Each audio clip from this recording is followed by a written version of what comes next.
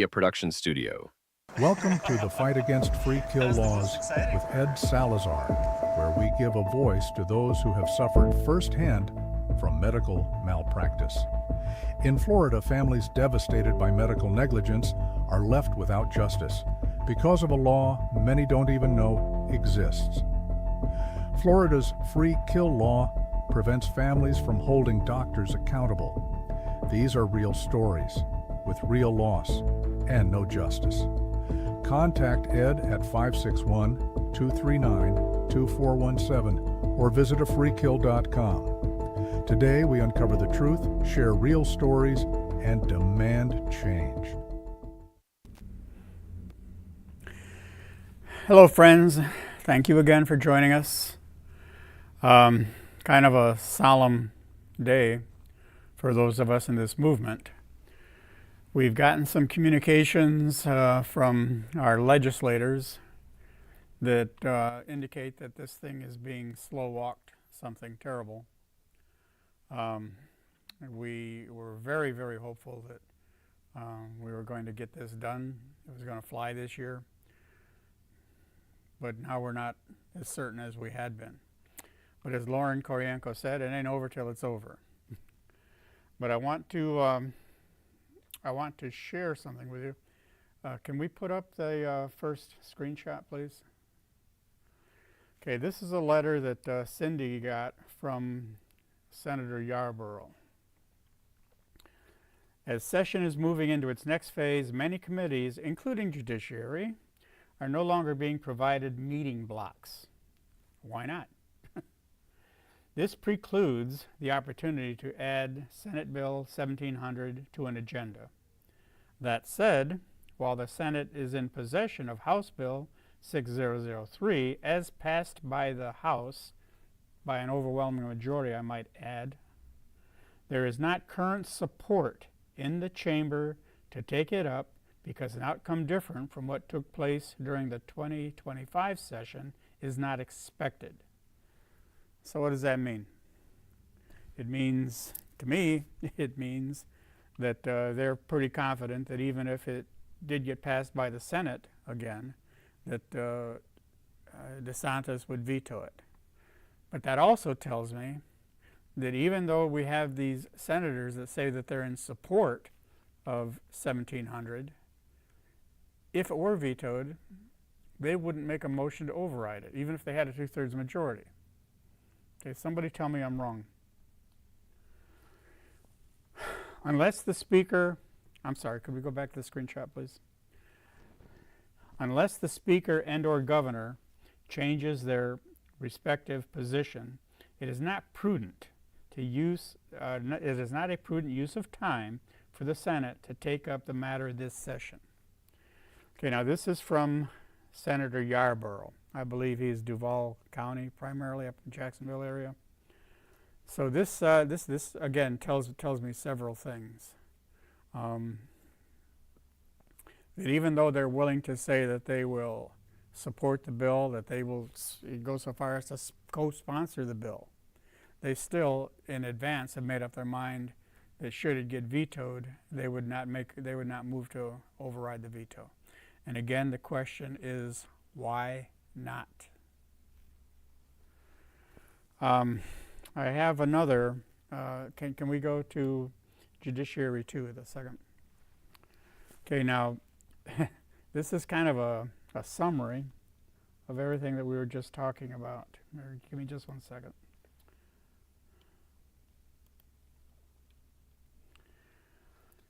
Okay, so if we just call this one, let that sink in. Okay, let this sink in, friends. The Senate Judiciary Committee will not meet again this session. Well, they're not the only committee. There's the Rules Committee, and we're going to get to that in just a moment. That means that Senate Bill 1700 cannot be placed on the agenda because the Judiciary Committee is not meeting again this session. Well, the session isn't going to terminate for some time, so you got to wonder. The Senate has House Bill 6003, which already passed in the House, but leadership, that's the kind of ambiguous who exactly they're referring to, but leadership says there is not current support to take it up.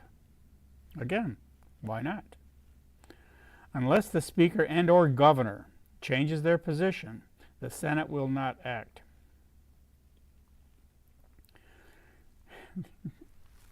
So they're already making this position, even though the bill was never debated in the Senate.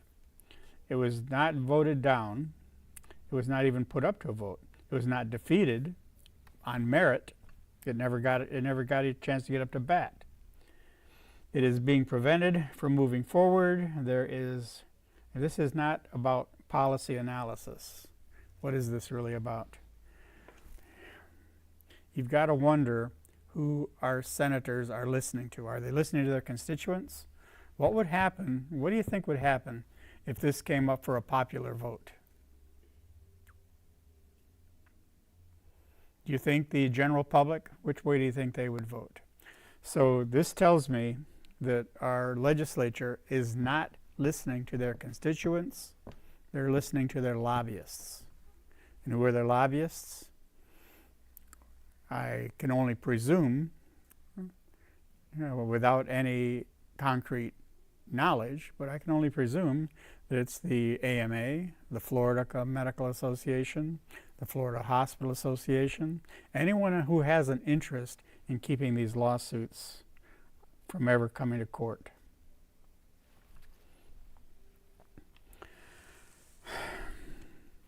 Can we pull up the screenshot that's titled Lobbyists, please? Okay, I found this very, very interesting. 50% of U.S. senators become lobbyists. 47% of U.S. House men become lobbyists. So what is so lucrative about becoming a lobbyist after you've served as a legislator? We know, we all know what the answer is. This is not a representative government. This is a national crime syndicate. And I think that the same dynamic is holding true in our Florida legislature. And I challenge anyone to prove that statement wrong.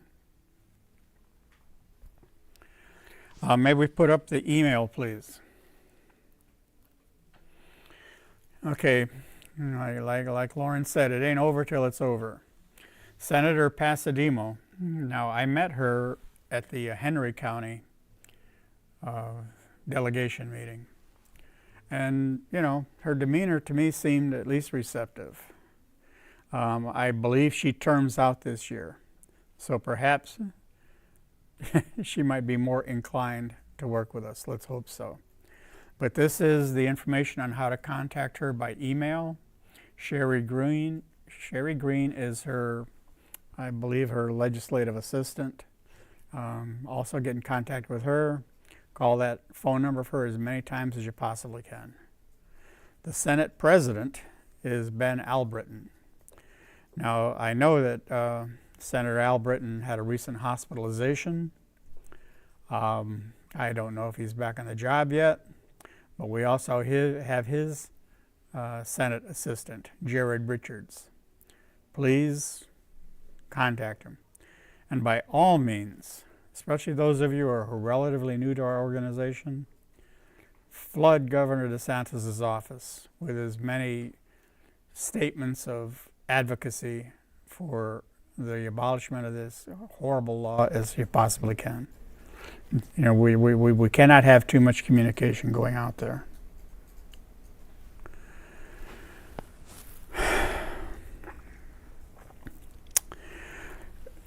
For the rest of this this podcast, I'm going to go ahead and we're going to re-show the interview that we had with Cindy Jenkins. It was almost a year ago now. And a lot of you are new to our organization and you don't really know Cindy's story in its entirety. It's tragic. It's compelling. Cindy has all her ducks in a row. And I don't think that anybody could make an intelligent argument that would dispute her grounds for wanting this law abolished. So thank you very, very much for joining us this session, and please take the time to watch this interview. Thank you, and we'll see you again next. Again, you know, with so many new people that are joining our organization, if you would like to be interviewed, to be a guest on our podcast, please get in touch with me. I believe my contact information will show up at the end of Cindy's presentation. But I'm easy to find. Ask anybody. And we look forward to talking to you, and we look forward to seeing you again next week. Thank you for your time. And on a rainy day in South Florida, we welcome you to this. And this is our 9th show in this series. And we have some amazing news, very, very encouraging news. I'm going to read you a press release that I received from my lawyer. Tort reform. Florida lawmakers repeal free kill law on wrongful death. Amid a flurry of activity in Tallahassee in the last week of the legislative session, Florida legislators have voted to abolish a 35-year-old law that currently prohibits adult children over 25 and their parents from pursuing pain and suffering damages from wrongful death cases resulting from malpractice. It was one of several policy bills attorneys in the state were watching. The measure, House Bill 6017, targets a gap in Florida's so-called free kill statute, which has long prevented certain family members from seeking compensation for medical negligence. The bill passed its final Senate vote Thursday with a 33-4 majority, following a 104-6 approval in the House on March 26. It now heads to Governor Ron DeSantis for signing. I can't begin to tell you what this means to me, my family, Christopher's kids, and so many other families in the state of Florida. Unfortunately, I don't think there's going to be any avenue for anything retroactive to be done. But just knowing that we're so close to having this abolished permanently is huge. And the guest we have for tonight's show, Cindy Jenkins, she has been on the apex. She's been in the vanguard of this fight. She's one of the most tenacious advocates for the abolishment of this bill that I know of. And she was interviewed recently by a news studio, and we'd like to show you that clip if we can bring that up now.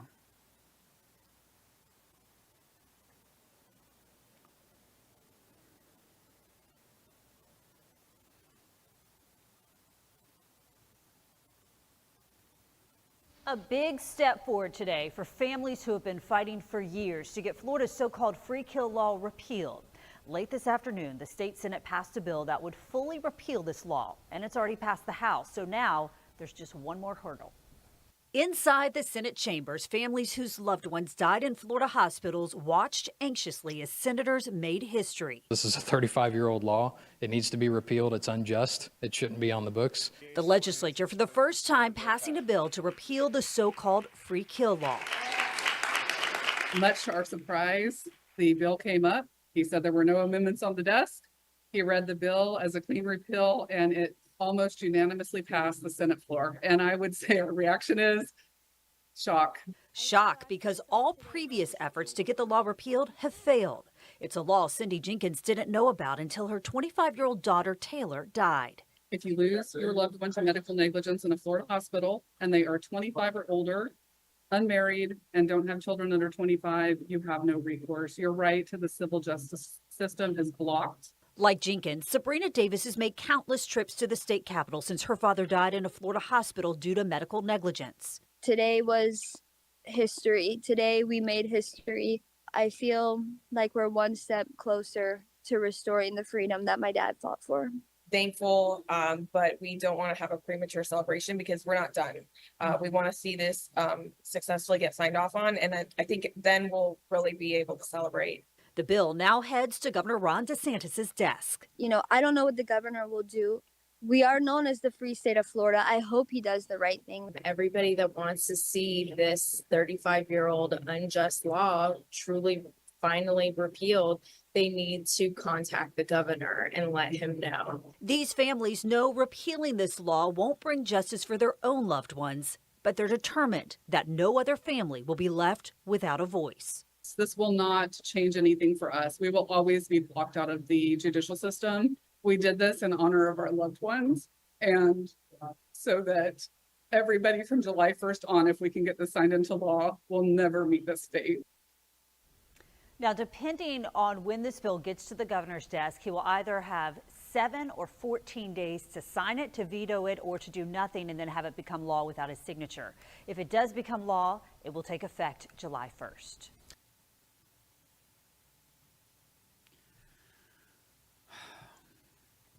And without any further ado, I take great pleasure in introducing you to Cindy Jenkins. Thank you for having me on, Ed. I'm so sorry that we share this commonality, that we both lost a child to Florida's very bad laws, very unfair laws. Well, we can, take some joy, as you said in that clip, that hopefully after July 1st, this will never happen again in the state of Florida. If you would, really Cindy, just tell us a little bit about your daughter. Yeah, so I've been a 100% single mom since my girls were 9 and 5. Essentially, my girls have been my reason for living, for breathing, and everything that I've done since they took their first breaths. My whole world has revolved around them. And really, when Taylor was killed, we were kind of on cloud 9. Taylor had finished college. She graduated at 20 years old. She was so incredibly smart. She was identified as gifted in first grade. Just so smart, so spunky, a beautiful soul, loved everybody. People loved to be around her. And people referred to me and my 2 girls as a unit. We just had this incredibly special bond. We're really just like a little family that have always been super close. And I got a call in the very early morning hours on March 18th. It was the Florida Highway Patrol. The officer said, "I'm a dad." I'm sorry, I'm going to get emotional. He said, "I'm a dad, and I have stayed after my shift to track you down because I wanted to let you know that your daughter was rear-ended and she's at a hospital here in Orlando." And I did actually immediately ask him. The first question I asked was, which hospital? Because I have family members in healthcare and friends in healthcare. And when he said the name of the hospital, I just automatically knew in my gut it was not going to end well. So I packed my suitcase. She'd already been at the hospital for hours. Packed my suitcase because I'm in Jacksonville. She was in the accident in Orlando. And rushed down as quick as I could get there. Immediately knew something was off. Just the behavior of the staff. I'm pretty good at assessing the situation and just really taking everything in so that I can determine what I need to do under the circumstances. Things were just really, really, really off. And I now know that they killed her on day 1. They essentially let her bleed to death. But she was in the hospital for 5 additional days. And I wouldn't know any of this had I not been able to secure a copy of her medical record. I wouldn't have known her true cause of death had I not paid for a private autopsy. The cause of death that the hospital told me and everyone that was there. And the medical examiner didn't exist. The medical examiner ended up changing the cause of death on her death certificate to the true cause of death. And essentially what I learned happened was that the nurses began notifying the trauma surgeon very early after she got there of all of the glaring signs of internal bleeding. Her heart rate was through the roof. Her blood pressure had tanked. There was blood in her urine. Her urine output had decreased, and her abdomen was distended. And the trauma surgeon that this hospital had on staff kept ordering more IV fluids. Hours later, he finally rushed her for CT imaging stat. And when the radiologist notified him that she had blood in her abdominal cavity, she then laid there for 6 more hours before they rushed her to emergency surgery to stop the bleeding. In her record, it states the trauma surgeon documented that she had no signs of brainstem function upon exam after leaving the operating room to repair the torn artery. We were not told that until over 2 days later. We were left clinging to hope, thinking there was a chance. And now I know she'd lost so much blood by the time they rushed her to surgery. Her record shows her heart had collapsed. Her organs were all failing, and she was getting no oxygen to her brain. Had she survived what they did, she would have been maybe the equivalent of a 6-month-old, if even that, due to all the brain damage similar to a drowning victim, where there's just no oxygen reaching the brain. So, I find out they've sent an incorrect cause of death to the medical examiner. I find out what really happened. I set out on a mission. This is not about money. I set out on a mission to hold them accountable. I still couldn't get parts of her record. I ended up later having an attorney order those for me, because they will not do anything for you if you don't have representation from an attorney. You are nothing to them. You can file HIPAA complaints. You can do all the things I did. If they don't get a letter from an attorney demanding things, they're not going to give it. So I find out I don't have a right to an attorney. I ended up paying for a lot of things out of pocket to uncover what happened. I find out they lie in her record and keep her a whole extra night. Unbeknownst to me, the doctor documents in her record that I was undecided about organ donation, and I asked them to keep her an additional evening. Meanwhile, I'm heading home to Jacksonville. I'd already signed consent for organ donation. I'm thinking I'm going to go to Advent late the next day for the honor walk. So I find all of these things in her record, covering up what really happened, sending a false cause of death to the medical examiner, fraudulent billing practices, keeping her an extra night so that they can charge, all of these things, falsifying a medical record. And I tried every angle. I just wanted accountability. I called the sheriff's office. I've tried every angle I could to get some level of accountability. And what I've repeatedly been told is this all falls under medical malpractice. It's medical negligence, and you need an attorney. And people... I'm sorry. When she first was admitted to the hospital, when their initial assessment, when you got the actual true medical records, was there evidence of hypovolemia? Her low blood count? Oh yes, she was in hypovolemic shock. Mm-hmm. And that was denied in the initial medical record, or? What they sent as the cause of death, and this would have been a whole different set of malpractice, they said she had subdural hematomas and a midline shift of her brain. Yeah. So honestly, for that whole weekend, I'm saying, why do you not have my child in surgery evacuating these hematomas? And they just say, oh, it doesn't work in these cases. And I'm thinking, how does evacuating hematomas not work? Well, it turns out she didn't have that brain injury. And had she had it, the hospital would have been putting the general public in immediate jeopardy, because they did notify the neurosurgeon who was on call and said, we need you to get in here per Department of Health guidelines for a level 2 trauma center. An on-call neurosurgeon has 30 minutes to be bedside when they are called. So the radiologist misread the initial CT scans, diagnosed her with subdural hematomas and a midline shift. They contact the neurosurgeon. He shows up 7 hours later. And in the meantime, she's laying there bleeding internally. So they have her heavily sedated with... I'm sorry to interrupt you again, Cindy. So what she actually had was like trauma to her abdominal aorta, or what was it? She had a torn left internal iliac artery, which it's a major artery that attaches to your aorta. Right. and that was missed on the initial CT? So the initial CT of that area said she had traces of free-form fluid in the abdomen, and they did no troubleshooting. Furthermore, the CT scan from the radiologist, the neuroradiologist, said that excessive motion and streak artifact limited his evaluation. They did no further imaging. They contacted the neurosurgeon, who didn't show up for 7 hours. They placed batches and batches of orders, many of which did not get followed through on. Critical orders, like placing a central line, placing a brain monitor. All these things that they ordered didn't get carried out until after 7 hours later when the neurosurgeon showed up. So in the meantime, the nurses are notifying of all the signs of internal bleeding, the trauma surgeon's just ordering IV fluids.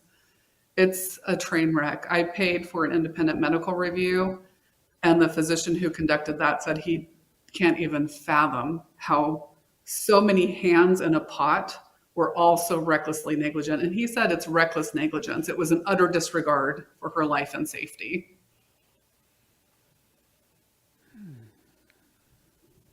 It's incredible. It's just And incredible. you know what is so horrific is that these physicians are still practicing at the same hospital with zero consequences. So there's been no justice. I wonder how many people did they harm. Well, I know the neurosurgeon, his record on Department of Health, well, they'll tell you he has a squeaky clean record. But when you look at the Florida insurance regulation website, which is where people really need to go to research a doctor, you cannot count on the Department of Health. It's very difficult for these doctors to get a mark on their record. The reason is, for example, the neurosurgeon had settled 3 cases outside of court. So he technically had 3 strikes on his record. He killed another patient, and he seriously caused life-altering injuries to 2 others. He settled those cases outside of court, so they don't count. My child is a free kill, so she doesn't count. And yet he's still practicing in the state of Florida with that same hospital. So for the benefit of our viewers, tell us again where you found that information. You can go to the Florida Office of Insurance Regulation website, and you can do a search to see what claims have been paid out. And any claim that a doctor has had their insurance company pay out for will show up on that website. It's really the only way most people are going to find about most incidents, because what I've also learned is when a doctor settles a case outside of court, which they try to do, because if they don't and it goes to trial, it actually will count as a strike on their record through Department of Health. Mm-hmm. So a lot of them will settle outside of court, most of them. Then it doesn't count as anything. And a lot of times part of that settlement is that the family members will not report the doctor to Department of Health or Agency for Healthcare Administration. And they'll also sign a confidentiality. So it's a big cover up, and you really have to know to just go to the Office of Insurance Regulation to look up doctors. So tell us, you said that they had falsified the initial death certificate. Mm-hmm. And the initial death certificate indicated that it was cranial hemorrhaging, subdural hematomas, things like that. Just subdural, not even cranial hemorrhaging, just subdural hematomas and a midline shift. How did you get the true diagnosis? How did you get this death certificate revised? Ironically, I called the medical, so I knew I have an undergrad degree in special education. I used to teach special education, so I had to study a lot about different brain injuries and how they impact people and how to work with people.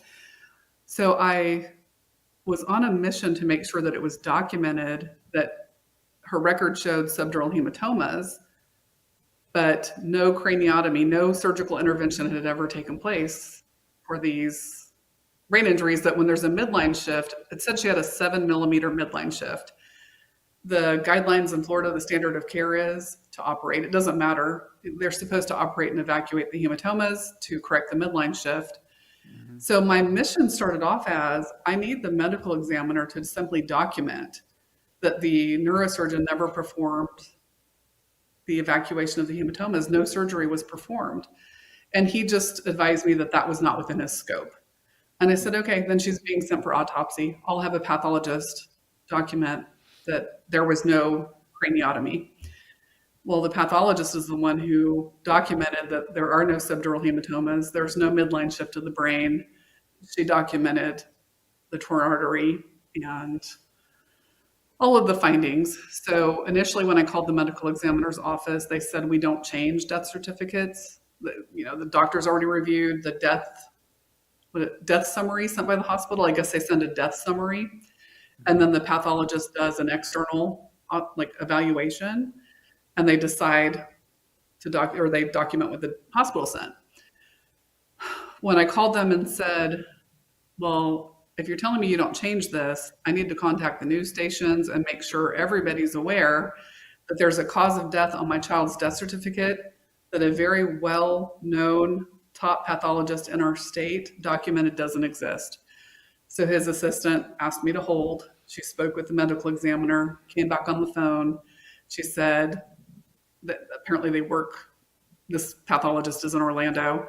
The people nationally use her, but they know of this pathologist. So she said the medical examiner was going to call the pathologist, order a copy of the autopsy, speak with the pathologist, and they would get back with me.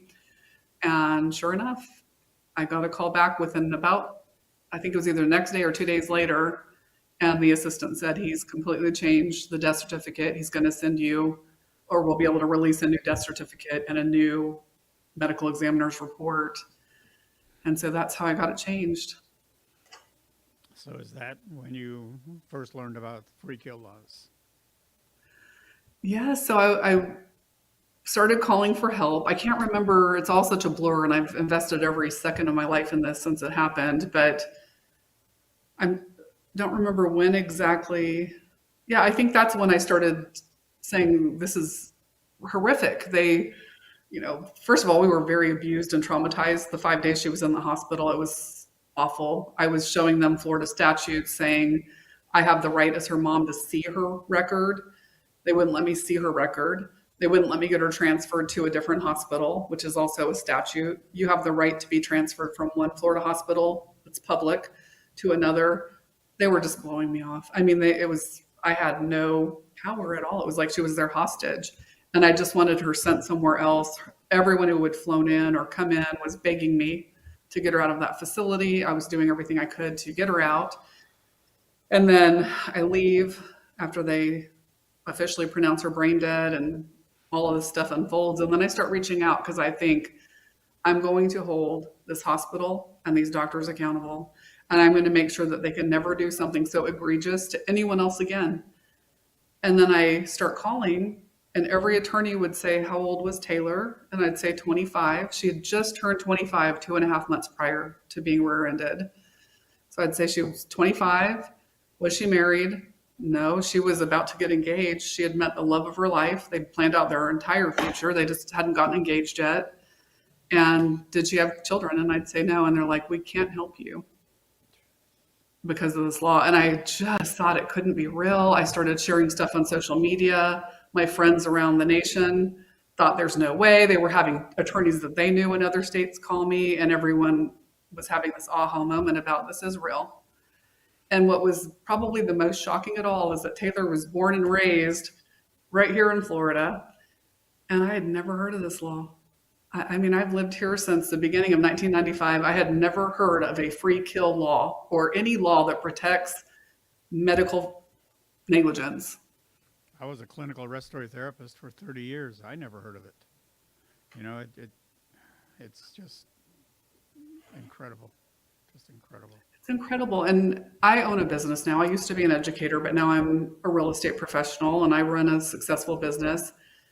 And I don't think there's a day that goes by that I don't think, how is their logic that the way that you attract doctors to Florida is to have laws that protect them if they're negligent? I mean, they preach, oh, we can't change this law. We have to have all these protections or we won't have any doctors in Florida. What kind of doctors are you trying to attract to the state? I know I wouldn't want to work. If they started giving real estate agents around Florida free passes for doing really bad things to people, I mean, it wouldn't even be killing them, but if they just started giving them a free pass, it's not a place that I would want to practice real estate because it lowers the credibility of the entire industry. And again, we wouldn't even be Right. killing people in my Right. industry. But I don't want to work around people that have to be protected from doing bad things. Did you have any physician tell you, any neurologist, that had she received if she had received transfusions initially when she got to the hospital, that they might have avoided the brain damage? Yeah, I mean, the record shows that she just laid there and bled out over hours. I think for whatever reason, so far into it, they did a EKG, and that's when they realized her heart was collapsed. And that's when they rushed her to CT scanning. And that's when the radiologist notified him that she had blood in her abdominal cavity, and he left her laying there for 6 more hours. I paid a Florida, very well-credentialed expert witness who's a also well-credentialed physician to look through her record. And even though I don't have access to the courts, to essentially do a pre-suit. And he said it's probably the most reckless negligence he's ever seen. He doesn't understand why the nurses weren't screaming at the head nurse to get a doctor in there that they may have you think they very were. well been. Yeah.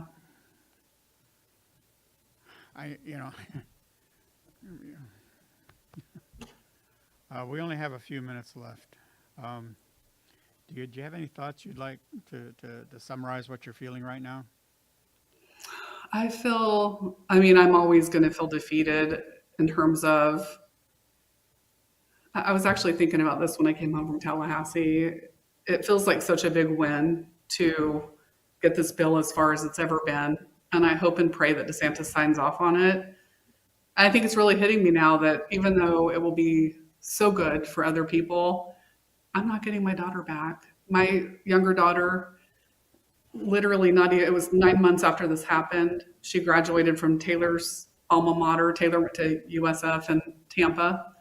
And it was literally the saddest day of our lives. I was trying to be a strong mom and make it happy, but she walked up to me and she lost it. And it wasn't happy tears. It was the first big event where it was not the three of us. We're never going to get her back. She will never have justice. Those doctors are still there hurting who knows who else. Is this really the United States of America? Because it's not the country I thought we were living in before this happened to my family. Well, there's more work to be done. Cindy, when I wrote my book, I think it got published in 2014. I gave lectures. I became aware of the National Patient Safety Foundation, and all I could think of doing was, I tried to spread the word. I gave talks on patient safety issues at Northern Florida University, at Hillsborough College in Tampa, in Daytona State College, Broward, and we're trying to raise awareness. I just so much wish I had known about you and the other ladies. Yana Manoon and her grandson Ethan, amazing people.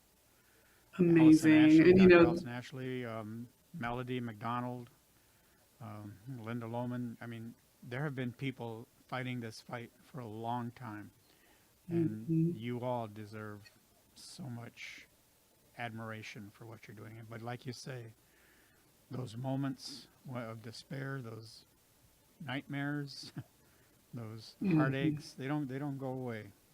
But there are a lot of people in the state of Florida that owe you and these other fighters so much.